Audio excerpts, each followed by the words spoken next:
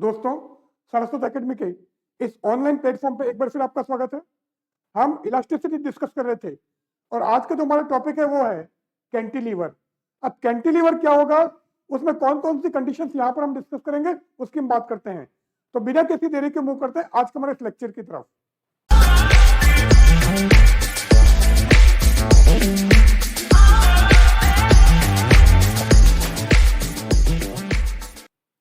Now यहां पर हम किस किस की बात करेंगे वो लेते हैं। कैंटिलीवर के केस में फर्स्ट हमारा टॉपिक होगा when weight of beam is negligible, जब दंड का भार नगण्य हो। जब बीम का वेट नेग्लिजिबल होगा तो क्या होगा। सेकंड हमारा होगा when weight of beam is not negligible, अगर जो आपने बीम ली है, जो कैंटिलीवर लिया है, उसका वेट नेग्लिजिबल नहीं है, उस केस में हमारा क्या टॉपिक होगा हम डिस्कस करेंगे, या क्या कंडीशन होगा वो भी लेंगे। और थर्ड हमारा जो टॉपिक आज का होगा when a beam is loaded by its own weight, जब आपकी जो बीम है उस पर कोई भी दूसरा वेट नहीं लटकाया है, केवल उसका जो ओन वेट है वही केवल लटका हुआ है, उस केस में उसकी कंडीशन क्या होगी वो भी हम डिस्कस करेंगे।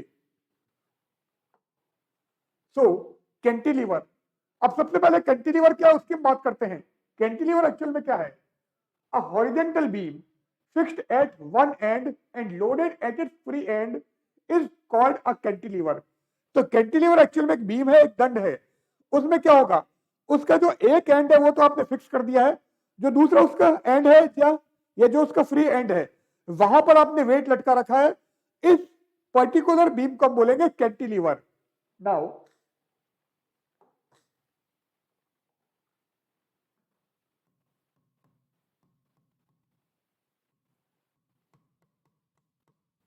एक क्षैतिज दंड जो एक सिरे पर जड़ हो, एक एंड हमने क्या किया फिक्स कर रखा है, तथा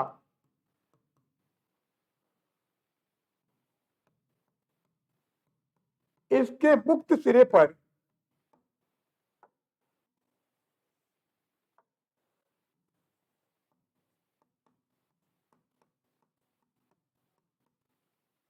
इसके मुक्त सिरे पर भारित हो, मतलब आपने वेट लटका रखा है, कैंटिलीवर कहलाती है। कैंटिलीवर कहलाती है।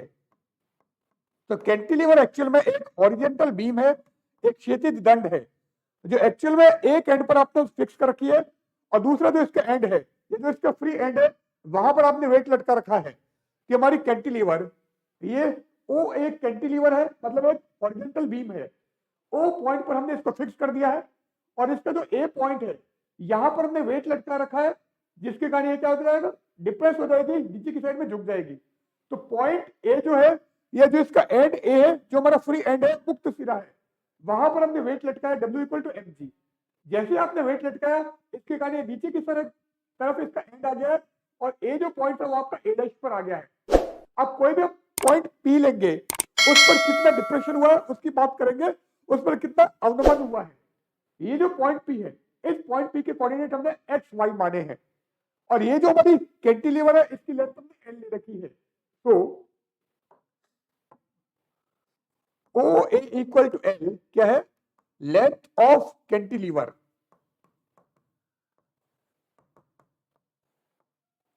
कैंटिलीवर की लंबाई है, कैंटिलीवर की लंबाई। नाउ पॉइंट ए पर आपने लोड लगाया, भार लगाया mg,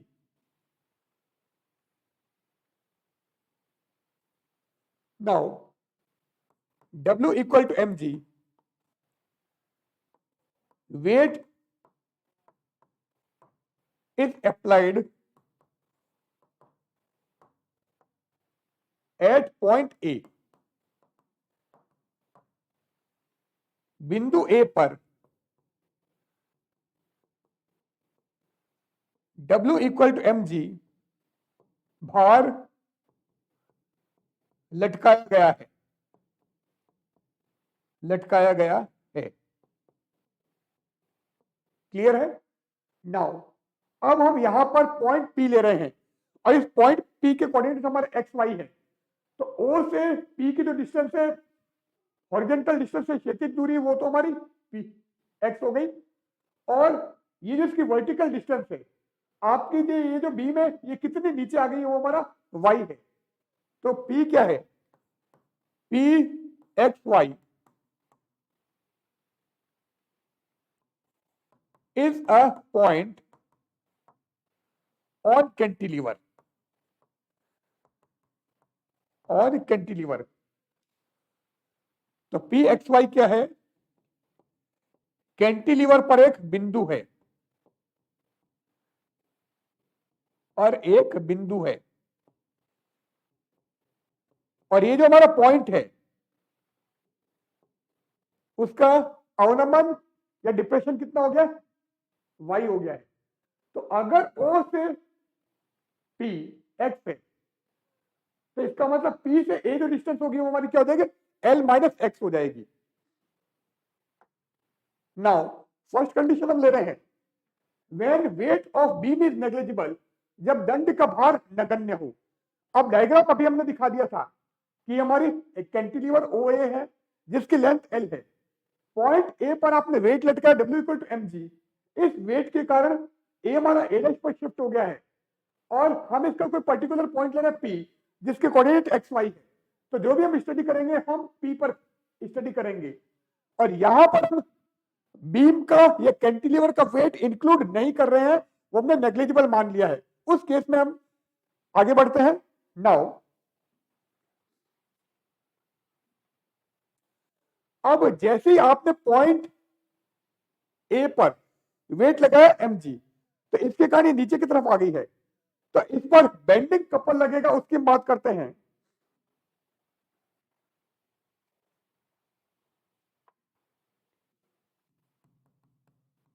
when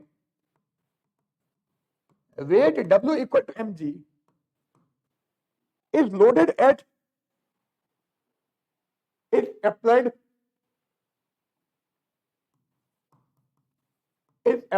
at A,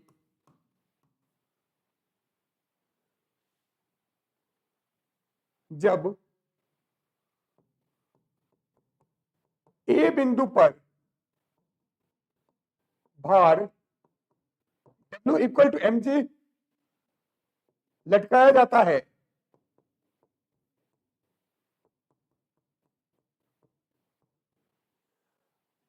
अब हम यहां पर m कैपिटल लेके चल रहे हैं, ठीक है। अब जैसे आपने वेट लटकाया है, बेंडिंग कपल इस पर एक्ट करेगा, और बेंडिंग कपल क्या होगा, force into perpendicular distance, clear है। नाउ बेंडिंग कपल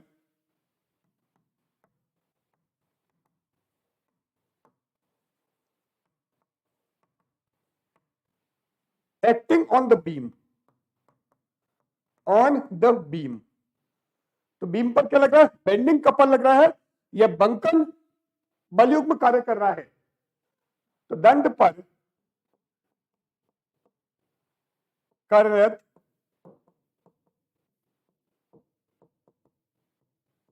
बंकन बलयुग्म, अब ये क्या जाएगा, weight into distance, point P से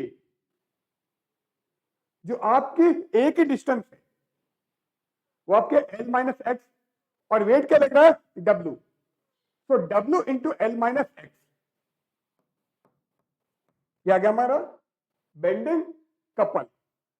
अब ये जो आपकी बीम है, इस बीम का यंग मॉडुलस मैं y मान लेता हूं, तो इस बीम की मटेरियल का यंग प्रत्यास्थ गुणांक हमारा y है। तो और आई हम मान लेते हैं ज्योमेट्रिकल मोमेंट ऑफ इनर्शिया या ज्यामितीय बल आघूर्ण, क्लियर है। सो y मान रहे हैं, y क्या है, Young's modulus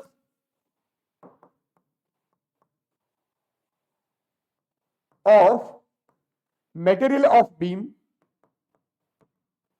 material of beam,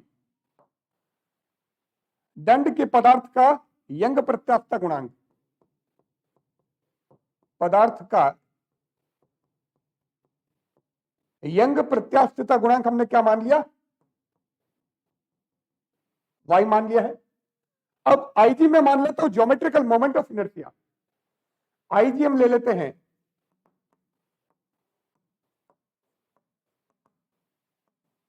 geometrical moment of inertia, ज्यामितीय बल आघूर्ण।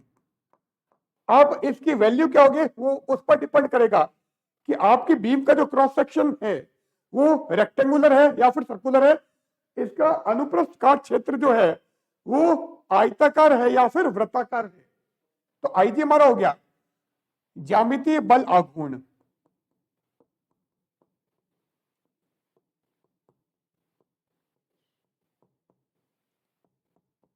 ज्यामितीय बल आघूर्ण। अब रेडियस ऑफ कर्वेचर हम R मान लेते हैं, तो R क्या, radius of curvature at point P। तो R radius of curvature at point P, P पर वक्रता त्रिज्या, वक्रता त्रिज्या। अब अगर आपको ये सब पता है तो इक्विलिब्रियम में इसका जो बेंडिंग मोमेंट होगा वो था YIG/R। सो इन इक्विलिब्रियम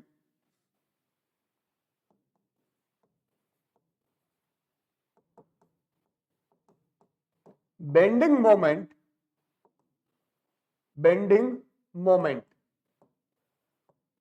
तो साम्यावस्था में बल आघूर्ण,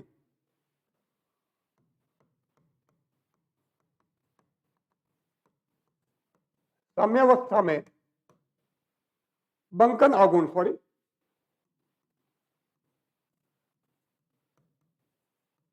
बंकन आघूर्ण।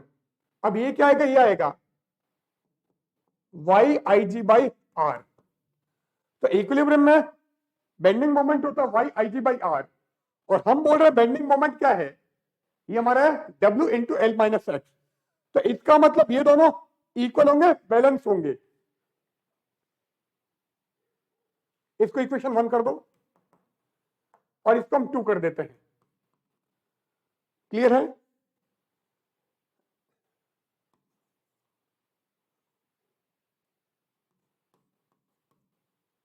तो बेंडिंग मोमेंट अगर यंग्स मॉडुलस y है, geometrical moment of inertia IG है, एंड रेडियस ऑफ कर्वेचर अगर R है, तो बेंडिंग मोमेंट हमारा YIG/R होता है, और दूसरा हमने निकाला है W into L minus x. अब इक्विलिब्रियम में ये दोनों बराबर होंगे। तो फ्रॉम इक्वेशन 1 एंड 2, 1 एंड 2 क्या आ जाएगा, W into L minus x equal to YIG/R। अब अगर हम R की बात करें, रेडियस ऑफ कर्वेचर का स्टैंडर्ड फॉर्मूला है, वो होता है कि R is equal to 1 plus dy/dx का whole square power 3/2 divided by d2y/dx2। अब ये स्टैंडर्ड फॉर्मूला है। रेडियस ऑफ कर्वेचर का फॉर्मूला क्या है, 1 प्लस dy/dx का whole square whole power 3/2 divided by d2y/dx2। अब हम क्या करते हैं, ये जो r है, इस r की वैल्यू को हम यहां पर रख देंगे, तो ये क्या हो जाएगा, ये 1 मिनट इसका हम यहां पर यूज कर लेते हैं एक बार। अब dy/dx क्या है, dy/dx आपका स्लोप है, किसका, टेंजेंट का पॉइंट P पर। अब dy/dx तो हमारा टेंजेंट का स्लोप हो गया, और d2y/dx2 इसका सेकंड डिफरेंशियल है। अब अगर पॉइंट P पर आपका डिप्रेशन बहुत कम है, y की वैल्यू बहुत कम है, इसका मतलब dy/dx हमारा 0 हो जाएगा, नेग्लिजिबल हो जाएगा, क्योंकि y हमारा स्मॉल है। तो हियर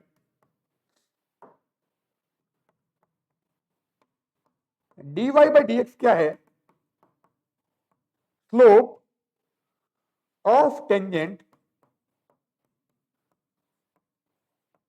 एट pxy। तो pxy पर क्या है, स्पर्श रेखा का ढाल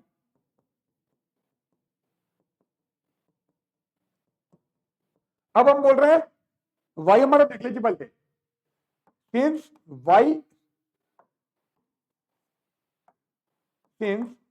y is very small, y क्या बहुत छोटा है, इसलिए dy by dx को आप क्या कर दोगे, नेग्लिजिबल मान के ड्रॉप कर दोगे। तो dy by dx को आप हटा दो तो r क्या हो जाएगा, therefore r equal to 1 plus r equals to 1 upon d2y by dx2। तो r हमारा सिंपली ये आ गया है। अब इस r की वैल्यू को मैं यहां पर रखूंगा, ठीक क्या हो जाएगा, therefore w into l minus x is equal to yig। अब 1 अपॉन r यहां पे रखना है तो ये क्या हो जाएगा, इंटू d2y by dx2, ये आ गया। अब यहां से हम डिप्रेशन निकालेंगे, y की वैल्यू को हमको निकालना है, तो d2y by dx2 क्या हो गया, तो d2y by dx2 हो गया हमारा w upon yig l minus x, ये आ गया, ठीक है। अब हम इसका इंटीग्रेशन वगैरह करके वैल्यू निकाल देंगे, आगे बढ़ जाते हैं। तो आप इसका इंटीग्रेशन करो, तो जैसे इंटीग्रेशन करोगे आपको क्या मिल जाएगा, स्लोप मिल जाएगा, dy by dx मिल जाएगा। तो बाय इंटीग्रेटिंग इट, समाकलन करने पर, तो d2y by dx2 का क्या होगा, dy by dx, क्योंकि इक्वेशन हमारी क्या थी, वो थी d2y by dx2 equal to w upon yig l minus x। अब w अपॉन yig तो कांस्टेंट है, तो w अपॉन yig तो कांस्टेंट है, l का तो lx माइनस x का हो गया x स्क्वायर बाई 2, और कांस्टेंट ऑफ इंटीग्रेशन हमने मान लिया c1। तो c1 क्या है, c1 समाकलन नियतांक है, समाकलन स्थिरांक है। अब अगर x आपका 0 है, x 0 मतलब पॉइंट O की बात कर रहे हो, तो पॉइंट O पर x 0 है, और x 0 तो इसका मतलब y भी यहां पर 0 है, और y 0 होगा तो dy by dx भी 0 होगा। सो एट O x इज 0 और x 0 है तो y 0, इसका मतलब dy by dx हमारा 0। अब आप क्या करोगे, यहां पर आप x को 0 कर दो और dy by dx को भी 0 कर दो, तो जैसे आप यहां पर रखोगे ये क्या हो जाएगा, तो c1 इक्वल टू 0, तो c1 0 आ गया, तो dy by dx की वैल्यू क्या हो गई, therefore dy by dx equal to w upon yig l x minus x square by 2, ये हमारा dy by dx हो गया, या पॉइंट P पर स्लोप की वैल्यू आ गई है। अब वापस आप इसका इंटीग्रेशन करो,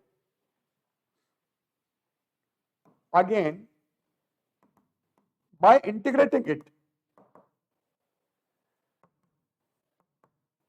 इंटीग्रेशन करते हैं, तो जैसे इंटीग्रेशन करोगे dy by dx का हो गया हमारा y is equal to w upon yig constant, l x का क्या हो गया, x square by 2 minus 1 by 2, x square का हो गया x cube by 3, and constant of integration हम ले लेते हैं c2। अब वापस वही कंडीशन लेते हैं, जब x हमारा 0 है, मतलब पॉइंट O की बात कर रहे हो, तो x 0 है तो y भी हमारा 0 है, तो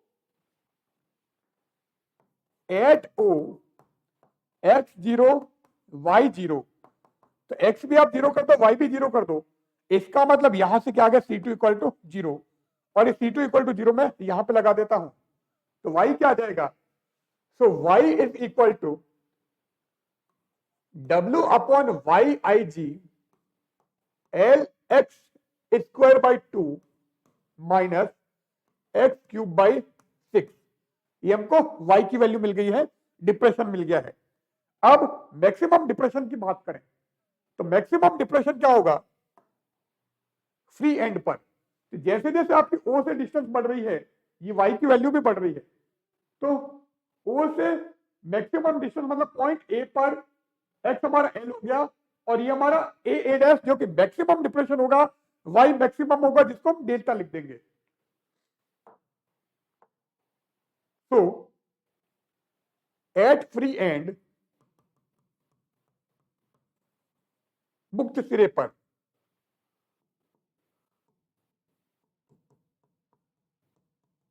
अब मुक्त सिरे पर क्या होगा, एक्स आपका एल हो गया, वाई हमारा वाई मैक्सिमम हो जाएगा, जिसको हम डेल्टा बोल देते हैं। दिस इज मैक्सिमम डिप्रेशन या अधिकतम अवनमन है।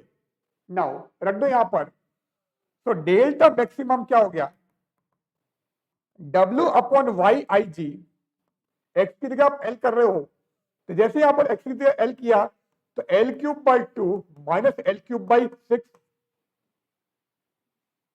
6 हमारा एलसीएम आ जाएगा।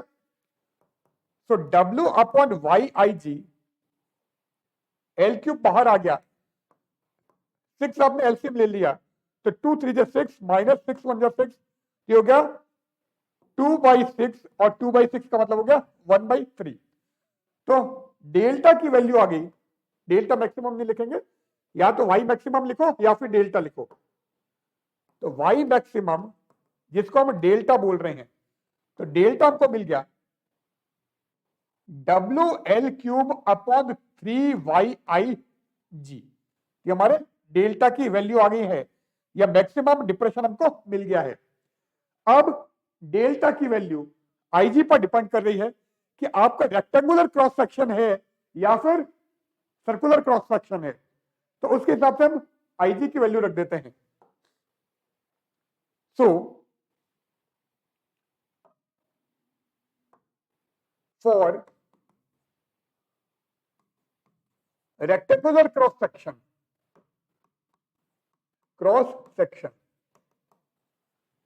किसके लिए ले रहे हैं, आयताकार दंड के लिए, आयताकार परिच्छेद के लिए।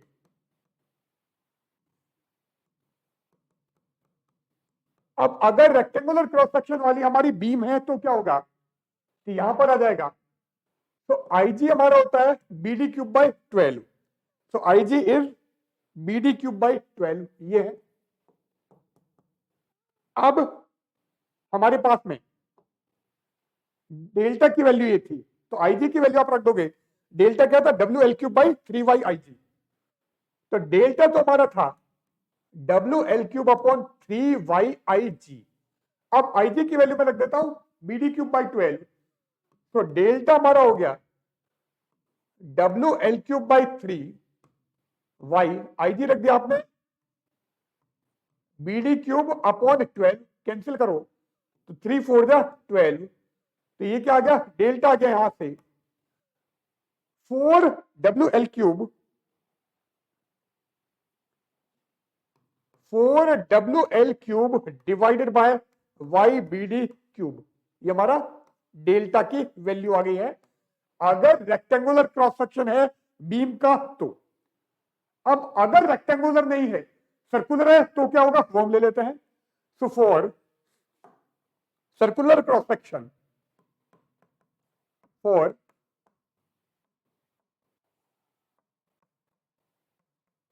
सर्कुलर क्रॉस सेक्शन किसके लिए, वृत्ताकार परिच्छेद के लिए, वृत्ताकार परिच्छेद वाली अगर बीम है तो क्या होगा, अब अगर वृत्ताकार परिच्छेद है देन आईजी हमारा क्या होता है, आईजी होता है पाई r⁴ अपॉन पाई r⁴/4। अब ये वैल्यू मैं अगर यहां पर रखूं तो मेरे को क्या मिलेगा, तो डेल्टा आ जाएगा WL cube upon 3y already था, आईजी की जगह आप रख रहे हो पाई r⁴ डिवाइडेड बाय 4, तो ये क्या हो गया 4/3, ये 4WL cube divided bye 3y पाई r⁴, तो हमको डेल्टा की वैल्यू ये मिल जाएगी। So this is the value of delta for circular cross section beam. तो डेल्टा क्या आ गया, 4WL cube divided bye 3πyi⁴, clear है। नाउ नेक्स्ट हमारा है when weight of beam is not negligible, जब दंड का भार नगण्य न हो। अब अभी हमने क्या लिया था, बीम का वेट हमने नेग्लिजिबल मान लिया था, अब उस बीम का वेट भी हमको इंक्लूड करना है, तो क्या होगा, तो late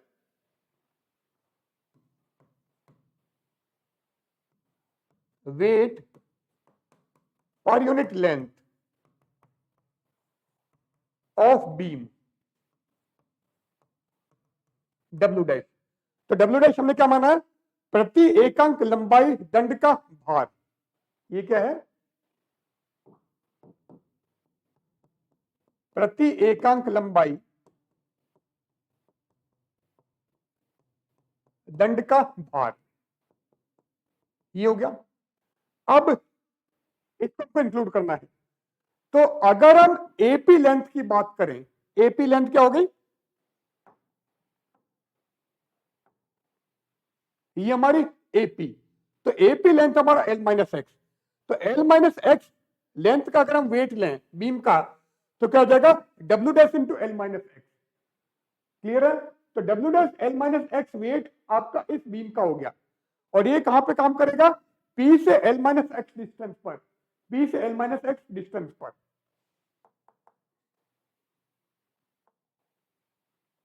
so therefore weight of beam AP, AP दंड का भार, ये क्या हो गया, ये आ गया हमारा W dash l minus x, ये है। और डब्ल्यू वेट तो ऑलरेडी आपने लटका रखा है पॉइंट ए पर, अब ये वेट कहां पे लगेगा, ये वेट हमारा लगेगा पी से एल माइनस एक्स डिस्टेंस पर। So this weight acts at a distance L minus x from P। तो यह भार P से L माइनस एक्स दूरी पर कार्य करता है, तो वहां पर लगेगा। अब हमको P के अलोंग मोमेंट निकालना है, तो P के अलोंग मोमेंट निकाले इक्विलिब्रियम के केस में, तो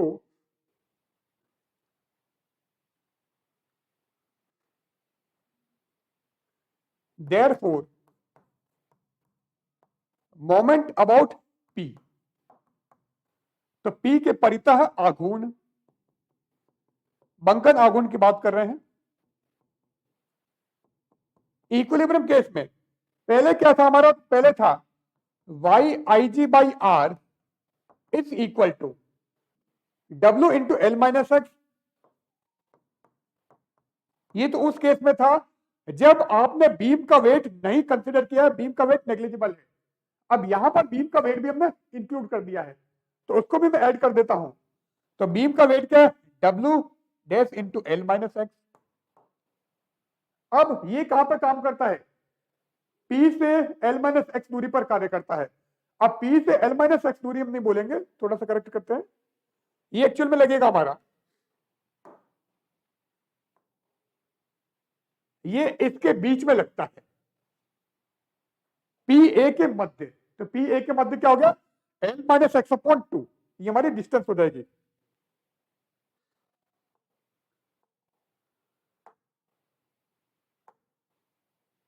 at distance L minus x upon 2 from P कर देता हूं मैं।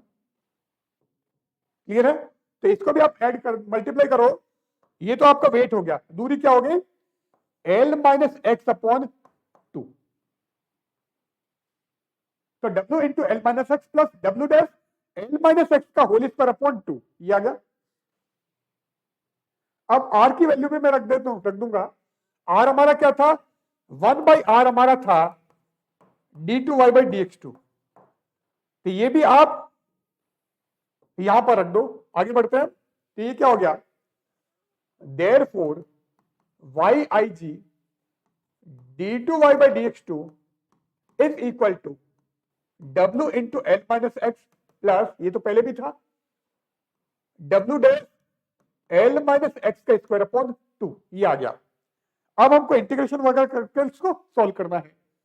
तो पहले d2y by dx2 को उधर रख के मैं y आई जी नीचे ले जाऊं, या फिर मैं यहीं पर सॉल्व कर देता हूं। सो by integrating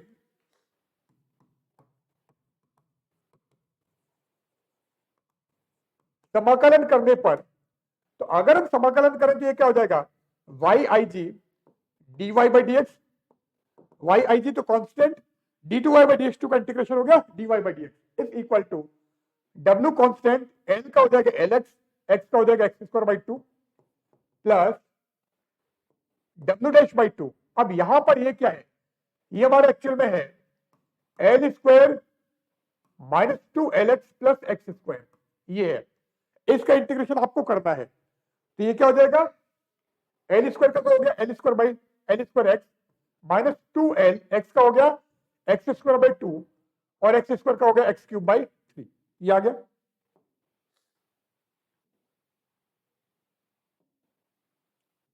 and constant of integration आ गया c1, क्लियर है। नाउ अब कंडीशन हम लगा देंगे, तो कंडीशन क्या है, at x equal to 0, x equal to 0 पर y 0 था, और y 0 था तो dy बाई dx में हमारा 0 था।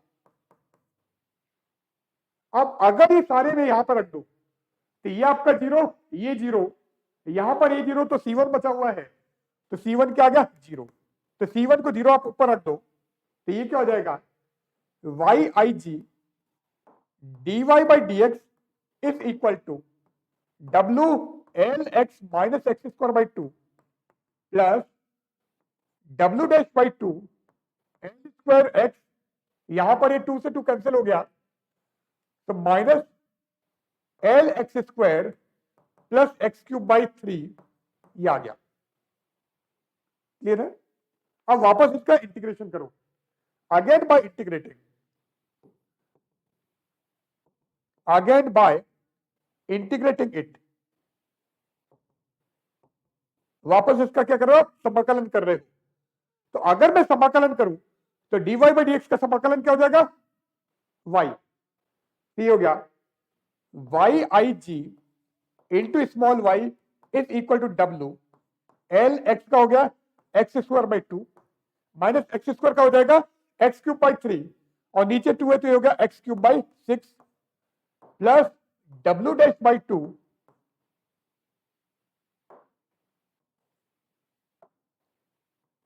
w dash by 2 minus into L square x square by 2 minus l x cube by 3 plus, अब एक्स क्यूब का एक्स रेज टू 4 बाई 4, तो एक्स रेज टू 4, नीचे ऑलरेडी 3 है तो 4 इंटू 3 हो गया 12 प्लस c2, ये कांस्टेंट आ गया।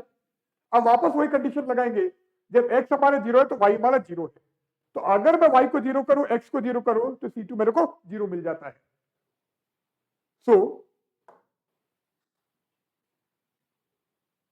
Eight x equal to 0 y equal to 0, इसका मतलब c2 इक्वल टू 0। तो हम इस इक्वेशन में c2 को 0 कर देंगे, और बाकी मैं एज इट इज वापस लिख देता हूं, ये हो गया y I G into y I G into small y is equal to w l x square by 2 minus x cube by 6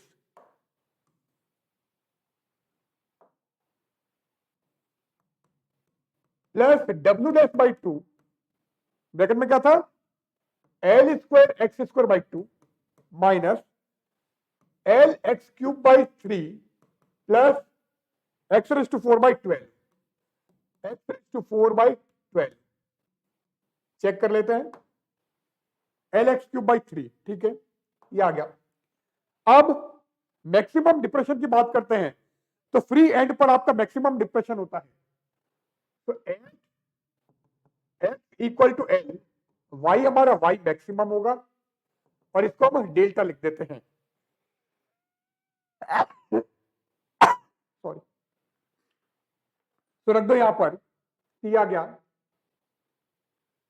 Y I G into delta equal to डब्ल्यू, ये क्या हो जाएगा, l cube by 2 minus l cube by 6 ये आ गया, plus डब्ल्यू dash by 2 ये हो गया l raise to 4 by 2 minus l raise to 4 by 3 plus l raise to 4 by 12 ये आ गया।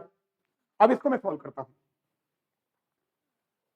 अब ये तो हमने पहले सॉल्व किया हुआ है, तो ये तो क्या आ गया था एल क्यूब बाई 3, क्लियर है, तो ये तो एल क्यूब बाई 3 आ जाएगा। इसकी बात करें तो अगर मैं यहां पर एल रेज टू 4 को कॉमन लूंगा और 12 में एलसीएम लूं तो ये क्या हो जाता है 6 3 4 जा 12 प्लस 1, ये क्या हो गया 6 and 1 7 7 माइनस 4 हो गया 3, तो 3 बाई 12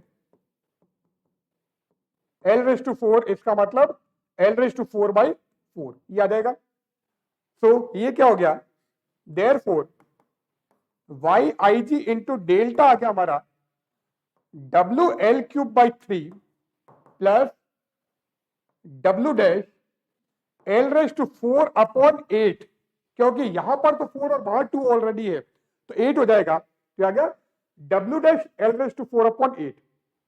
अब अगर हम कैंटिलीवर का टोटल वेट W1 ले लें, डब्ल्यू डैश क्या था वेट पर unit length, so if weight of cantilever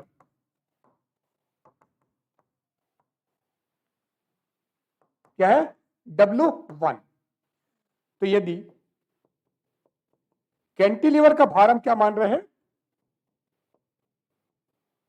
cantilever का भार है हमारा W1, तो W1 एक्चुअल में क्या होगा W1 हमारा होगा W डैश इंटू एल, तो W डैश इंटू एल को आप W1 लिख दो और W1 कैंटिलीवर का टोटल वेट है, तो डेल्टा की वैल्यू अगर निकालें तो डेल्टा हो जाएगा 1 अपॉन वाई आई जी डब्ल्यू l cube by 3 plus W1 W dash l को तो आपने W1 लिख दिया, तो W1 एल क्यूब बाई 8 ये आ गया। अब आप यहां से चाहो तो एल क्यूब कॉमन ले सकते हो, तो एल क्यूब में कॉमन ले लेता हूं, l cube by y I G bracket में बचेगा W/3 प्लस W1 अपॉन 8, तो डेल्टा हो गया हमारा, देयरफॉर डेल्टा आ गया L cube by y I जी और ब्रैकेट में बचा W divided by W/3 plus W1 upon 8, तो W/3 प्लस W1/8 ये हमारा डेल्टा की वैल्यू आ गई, क्लियर है। अब आज का हमारा लास्ट टॉपिक क्या है, when a beam is loaded bye its own wait, यदि दंड केवल स्वयं के भार द्वारा भारित हो, इसका मतलब एक्स्ट्रा वेट आपने नहीं लटकाया है, तो आपको W को क्या कर देना 0,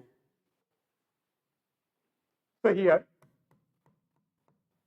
W इज 0। अब हमने डेल्टा निकाला था l cube by y I G bracket में था W/3 plus W1/8, W/3 plus W1/8 ये था। अब W1 क्या है, W1 एक्चुअल में कैंटिलीवर का वेट है। अब हम कह रहे हैं W हमारा 0 है, वेट आपने नहीं लटकाया तो इसको 0 कर दो, तो यहां पर डिप्रेशन क्या होगा, तो delta is equal to l cube divided by y I G into W/3, तो ये हमारा क्या हो जाएगा डिप्रेशन या अवनमन, क्लियर है। So here we end our session. Today's session we have discussed about cantilever. तो आज हमने कैंटिलीवर डिस्कस किया है और कैंटिलीवर के अंदर डिफरेंट जो कंडीशंस थी वो भी हमने यहाँ पर डिस्कस की। तो इसी के साथ आज का हमारा टॉपिक एंड होता है। अगले टॉपिक में हम फिर मिलते हैं, तब तक के लिए गुड बाय।